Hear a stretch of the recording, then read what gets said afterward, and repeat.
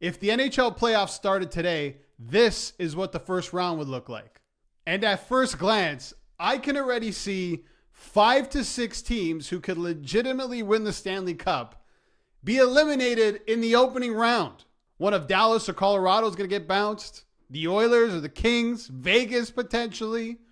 On the East, you're looking at Tampa or Florida, 2 serious contenders. You could throw the Leafs in there. You can throw them in there because they're always going to be considered a team that should go deep. Doesn't mean that they will, but they should go deep. So a lot of teams are going to get bounced early in the first round, but the matchups are incredible. And let's start in the Atlantic Division with the Leafs and the Ottawa Senators. The Battle of Ontario is back for the first time since 2004. If you look at the playoff history between the two teams, in 2004, the Leafs beat them in 7 in the first round. In 2002, the conference semis, the Leafs beat them in 7. 2001, the Leafs swept them in first round. 2000, first round, the Leafs won in 6. The Sens have never beaten the Leafs in the playoffs. However, this regular season, the Sens won the season series 4-0 against the Leafs. What does that mean? I'm not quite sure. They'll have some sort of confidence and some sort of edge, having that in the back of their mind that they know that they can beat this team. But for the Sens, you got an inexperienced team, right? Who's never really been there. Their captain, Brady Tkachuk, showed what he can do in meaningful games at the Four Nations. But he's played over 500 games, and he's never touched the ice in the playoffs. And he's injured right now. How long is he going to be out? And when he does come back, what version of Brady Tkachuk are you going to get? Because they need him. If they're going to do anything in the playoffs, the Sens need Brady Tkachuk.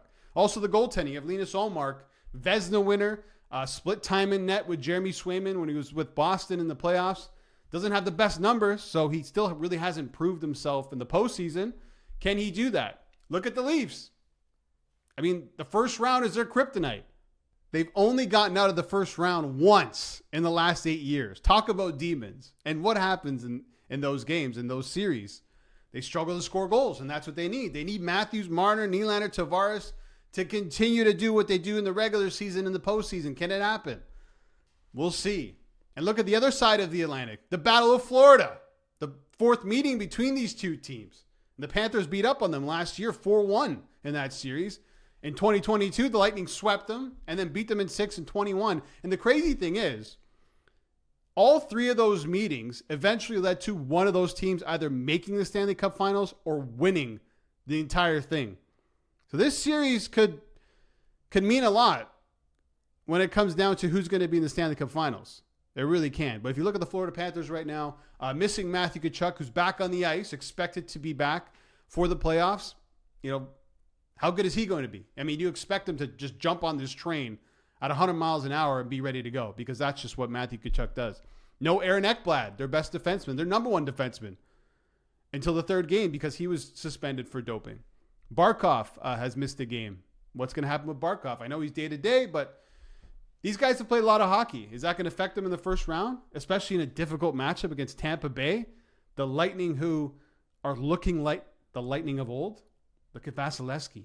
Is he back to prime Vasi? I mean, he's got Connor Hellebuck type numbers. And Hellebuck's going to run away with the Vezina. So we'll see. Great matchup to kick off the first round. And then one of the more underrated matchups, I think, if it were to happen. The Montreal Canadiens against the Washington Capitals. Essentially the 1 seed against the 8 seed. When did that happen? 15 years ago. This is a rematch 15 years in the making. Let's not forget, back in 2010, the Caps won the President's Trophy, best team in the NHL to end the regular season. What happened?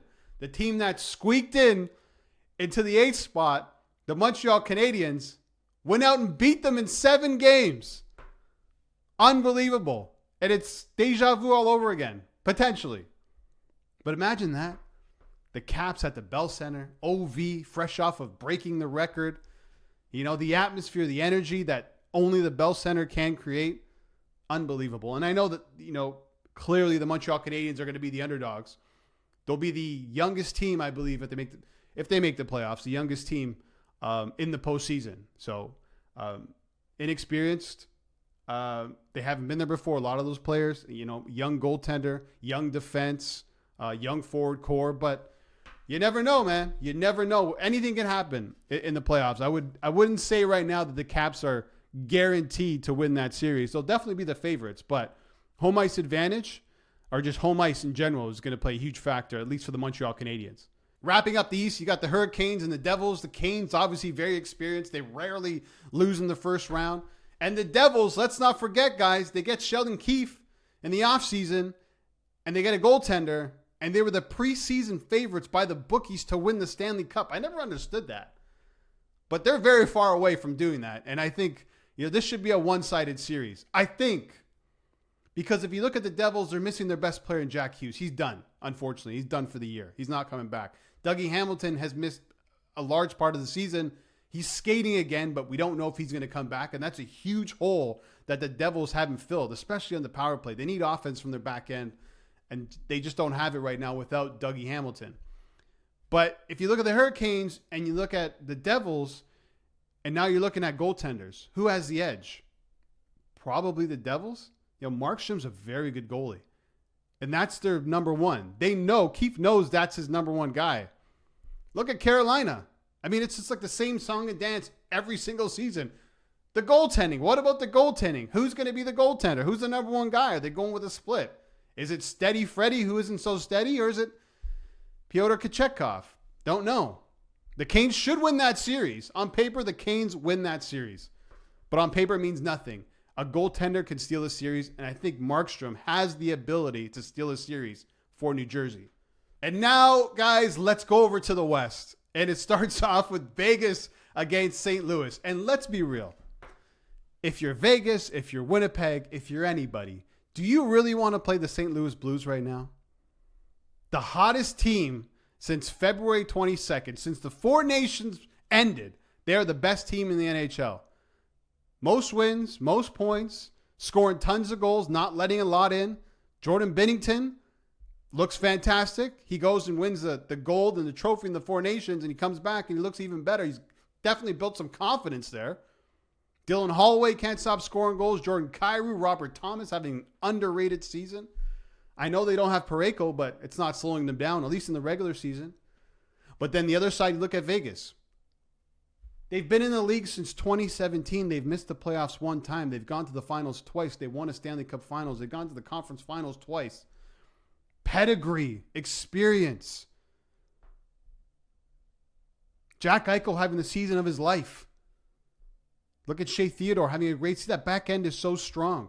Pietrangelo decided not to go to the Four Nations because he wanted his body to be ready to go. He wanted to be healthy enough to make a deep run in the playoffs with the Vegas Golden Knights. Incredible series. I don't know which way that's going to go. I lean Vegas, but I would not sleep on St. Louis.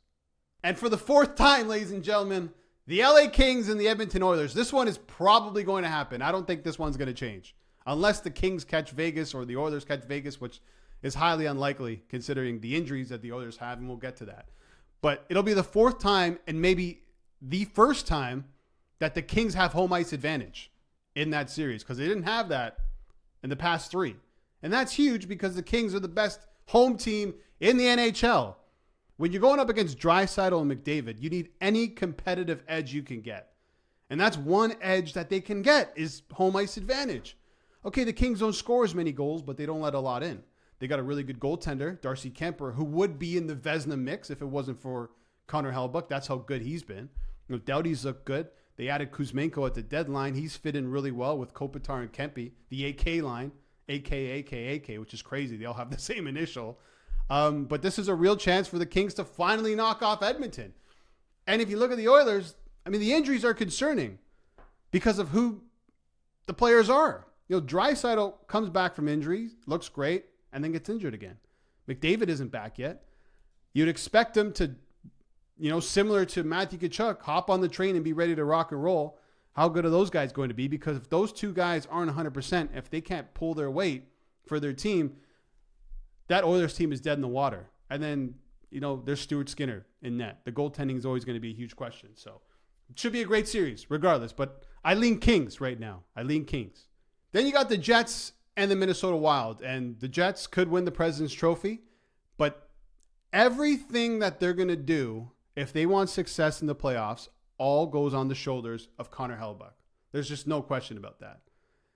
He's been one of the best goalies in the league for a very long time. Hasn't really gotten it done in the playoffs. You'd expect at some point he's going to figure it out because he's just that good. If he can be hot, Winnipeg can go all the way. There's no question. And they should win this series because the Minnesota Wild, not a very intimidating team. At the moment, they don't have Kirill Kaprizov and Joel Eriksson-Ek. And they need both those guys because that's their entire offense, essentially. I know they got Zuccarello and Boldy and these types of players who could pitch in, but those two guys are what they need. At one point, Kaprizov was in the Hart Trophy mix. He definitely was. He was in that race until he got injured. That's how good he is. But the problem with Minnesota is they can't get out of the first round, and they're horrible at home ice, especially in the playoffs. This is an incredible stat. They have 5 home wins in their last 7 playoff series. 5 home wins in their last 7 playoff series. That's unbelievable. If you're not winning home games in the playoffs, you're not doing anything. And this season, in the regular season, they're the 3rd worst home team in the league. I smell sweep. I mean, it doesn't look like there should be a sweep when you look at all these first round matchups, but this could be the one. This could be Jets in 4. Unless, the Wild figure out how to win games at home. And then this is just the chef's kiss of the first round. The matchup I think everybody wants to see, and it doesn't matter who you're a fan of. It's the Stars. It's the Colorado Avalanche. With the built-in storyline that Mikko Rantanen now plays for the Dallas Stars. The Stars, already an incredible team prior to the trade deadline, go out and acquire Mikko Rantanen from Carolina, who was traded from Colorado to Carolina. Didn't work out in Carolina because he didn't want to be there. And so he goes to Dallas and signs a huge ticket. And now he's there and he's fit in perfectly. I mean, in Carolina, we were talking about, man, is Rantanen just not good without Nathan McKinnon and Cale Makar and playing in that Colorado system? No, he just didn't want to be in Carolina. And that Brenda Moore system didn't really fit him. The Dallas Stars, offense all the time. Mikko Rantanen fits right in. And he's been one of the best playoff performers since he's entered the league. That's how good that guy is. Now, going up against his former team. This matchup is going to happen. He's going to play his former team. He's playing McKinnon and Makar. Look what Colorado did. They get rid of him, and they get better. They bring in Marty Nietzsche to play with Nathan McKinnon, and he hasn't slowed down. He's been, a really good player since the season started. He was the hottest player, slowed down a bit, and then he gets traded to Colorado, and he just kicks off once again. Valerie Nichushkin, who's like Gretzky in the playoffs. It's unbelievable. He's back, and he's playing well. They go out and get Brock Nelson and Charlie Coyle and Jack Drury from Carolina in the Rantanen trade, and they solidified their centers down the middle. In the middle of the season, they decided, we need goaltending. We don't like our goaltending. What does the GM do? He flips both his goalies, gets 2 new goalies, and the Avs are the Avs, and maybe one of the best teams in the league. It's just nuts that one of these teams are going to be eliminated. That is a huge advantage to the team that wins that series and the teams around them, especially in the West, because going through the West is an absolute nightmare. I should mention the big concern for Dallas is they're missing their horse on the back end. Miro Heiskanen. We don't know when he's going to be back. I think he's back on the ice, but if he's not, at least 80, 90%, and if he can't play, then Dallas is in big trouble because that guy eats tons of minutes. And I know they got some horses back there who've been playing well in his absence, specifically Thomas Harley, but you need him. That's a 30-plus minute a night guy who plays in every single situation. You need him in the lineup. The Stars need that guy if they want to make a deep run in the playoffs, if they want to get past the Avs. So looking at these matchups, I'm also trying to figure out who has the easiest path here. And I don't think there is one. Like if we look at the bracket again, where is there an easy path? Look at the Atlantic. Okay, let's say the Leafs beat the Sens because they'll be favored in that series. It'll be a tough series. I could see that going to 7. Then they play one of the Florida teams. That's not easy. And in the conference final, you get, the Capitals or the Canes. The Hurricanes are super experienced. They're always there. Probably give them the edge. And if you're the Capitals, you're going to go through probably a pretty tough series against Montreal. You're going to have to battle, Carolina, most likely. And I could see that series going to 7. Then you're playing, the Leafs, Tampa, or Florida. There's no easy path there. And out west, good luck. Let's say Vegas gets past St. Louis. Then they got the Oilers or the Kings. And if they get to the conference final, you got the Jets, Dallas, or Colorado. Those are, conference finals types matchups the whole way, right into the Stanley Cup final. The Jets, like I said, could sweep, and then they get, Dallas or Colorado after they beat the hell out of each other. But, that's still difficult. In the conference finals, you're meeting one of the best teams in the league. If I were to give one team, an easy path, maybe Winnipeg, because I think they should win their first round convincingly. But after that, I think it's a crapshoot. It's you'll flip a coin every single series. I think we're in store for a hell of a playoffs. The 2025 Stanley Cup playoffs could go down as, one of the best we've seen in a very long time. Let me know in the comments below what you're excited for and who do you think has the most difficult path to the finals. And give me your Stanley Cup winner right now in the comments below. Let me know. Thanks for watching.